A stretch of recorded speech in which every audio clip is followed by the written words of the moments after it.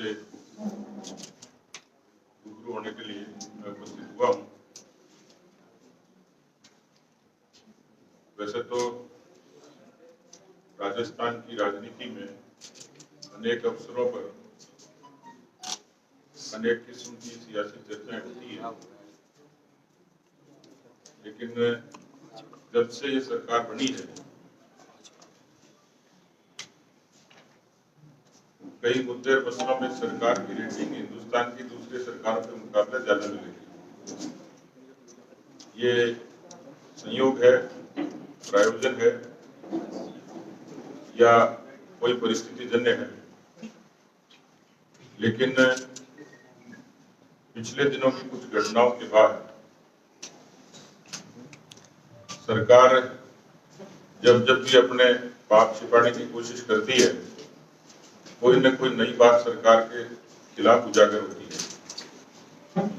आज जो एक प्रमुख मसला है, 2-3 मुद्दे जिन पर मैं चर्चा करूंगा।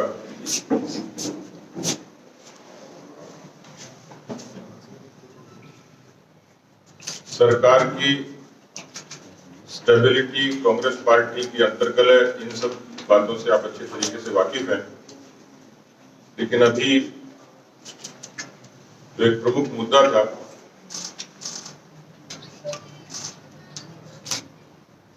एक एपिसोड के दौरान जब राजस्थान में सियासी पारा बहुत ऊंचा था और सरकार अपना अस्तित्व बचाने के लिए मशक्कत कर रही थी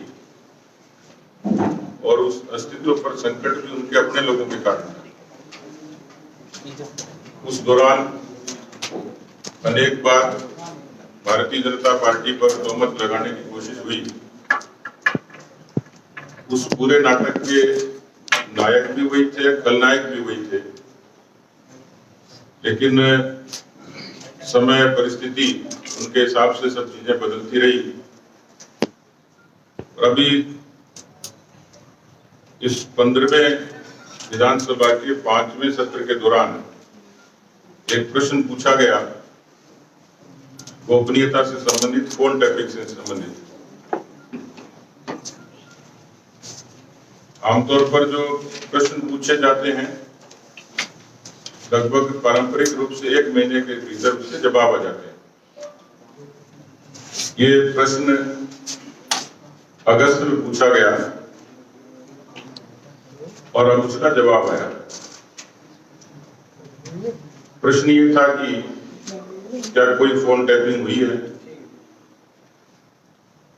और उस समय जब इस बात का चर्चा हुई तो सक्षम अधिकारियों ने भी, मुख्य सचिव स्तर के अधिकारी ने, उनके निचले श्रेणी के अधिकारी ने इस बात का स्पष्ट मनाही की।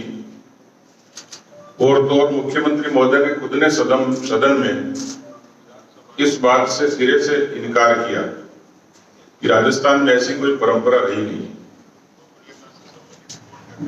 सदन में कही गई बात, अधिकारियों के द्वारा कही गई बात और अनेक बार चर्चा हुई और अनेक प्रसंगों में साबित हुआ कि कहीं न कहीं फोन की टैपिंग जरूर हुई है।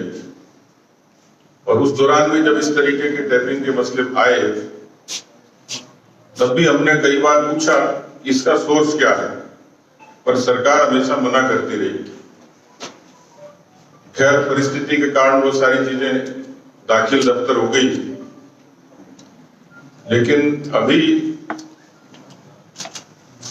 माननीय विधायक महोदय के उस प्रश्न के जवाब में जो सरकार ने कहा, उसमें स्वीकार किया इस बात के लिए कि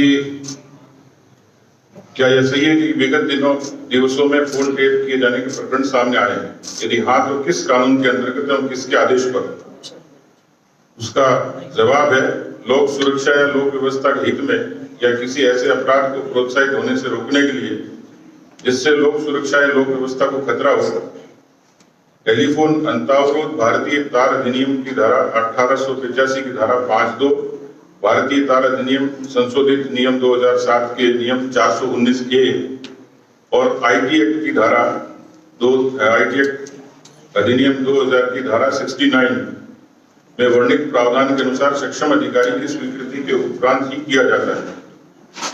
इसका दूसरा जवाब है, राजस्थान पुलिस द्वारा उपरोक्त प्रावधानों के अंतर्गत टेलीफोन अंतर्वृत्त सक्षम अधिकारी की अनुमति प्राप्त होने के उपरांत ही किए गए हैं।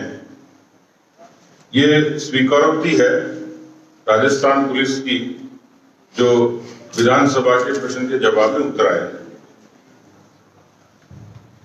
ये इस तरीके की खबरें अनेक मीडिया के माध्यमों में पहले भी आई हैं, उस दौरान भी छपी थी, लेकिन कोई प्रमाणिक रूप से इसका सोर्स जवाब नहीं था। उस समय पूर्व मुख्य सचिव ने भी कहा था कि फोन टैपिंग जानकारी में कोई प्रकरण नहीं है। मुख्यमंत्री जी ने कहा, तो मेरा ये कहना है कि सरकार स्पष्ट करे कि जनवरी 1, 2020 से अगस्त 20 तक कितने फोन टैप किए गए। सरकार इनकार करती रही, लेकिन अब मान रहे हैं। उसकी जानकारी मिलेगी तो मुझे लगता है कि सारी चीजें स्पष्ट हो जाएंगी। ये सामान्य मसला नहीं है। राजस्थान में इस तरीके की खुद स्वीकार कर चुके मुख्यमंत्री जी की परंपरा नहीं है। तो ये परंपरा तोड़ी किसने और परंपरा तोड़ने की वजह क्या थी, और ये वजह यदि जायज है तो मुख्यमंत्री जी खुद इसके दोषी हैं।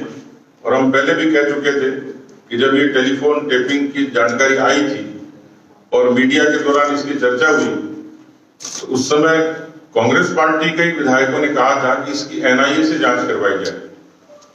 अब मेरा सीधा सीधा सरकार से एक आग्रह है कि जब इतना संगीन मामला हो गया कि सदन में भी झूठ बोला गया, तथ्यों के साथ भी इस तरीके से भ्रांति फैलाई गई, तो इसको स्पष्ट तौर पर मुख्यमंत्री जी इसके दोषी हैं, जो गृह मंत्री भी हैं। अलबत्ता ये शक-शुबा पैदा होता है कि राजस्थान में 2.25 साल से राजस्थान में दूसरा गृह मंत्री क्यों नहीं। आमतौर पर अभी तक की सरकारों में अल्पकालिक तौर पर बेशक, लेकिन पूरे तौर पर गृह मंत्री काम करते रहे हैं। तो कहीं न कहीं ऐसा लगता है कि मुख्यमंत्री जी की नीयत में कहीं न कहीं खोट है, वो इनसिक्योर हैं।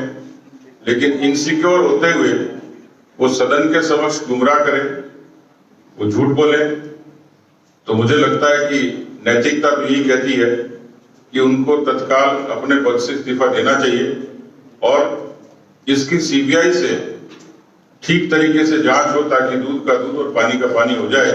कम से कम जिस परंपरा की नहीं होने की राजस्थान में बात कहते हैं, वो परंपराएं राजस्थान में बची और बनी रहे।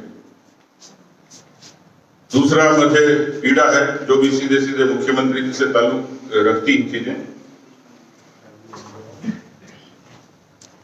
आप सब लोगों के संज्ञान में पिछले दिनों आपके हाथों से ही, आपकी कलम से ही बहुत सारी चीजें रंगी जाती हैं, लेकिन राजस्थान की धरती बेटियों के खून से भी रंगी जा रही है।